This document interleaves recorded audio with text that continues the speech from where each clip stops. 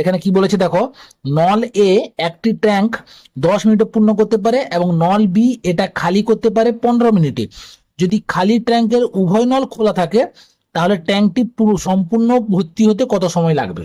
এ নল দিয়ে 10 মিনিটে ট্যাঙ্কটি পূর্ণ হচ্ছে এবং বি নল দিয়ে 15 মিনিটে খালি হচ্ছে।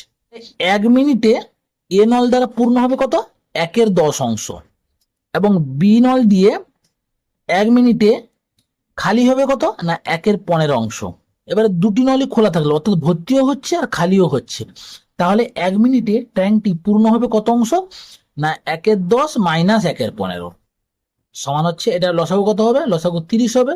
তাহলে 3 - 2 সমান হচ্ছে 1/30 তাহলে 1 মিনিটে ট্যাঙ্কটি 1/30 পূর্ণ হবে, তাহলে 1 অংশ পূর্ণ হবে কত না 30 মিনিটে। তাহলে অপশন সি হচ্ছে রাইট আনসার। এই অঙ্কটা তোমাদের হোমওয়ার্ক থাকলো, কত অ্যান্সার হবে তোমরা কমেন্ট বক্সে লিখে জানাও।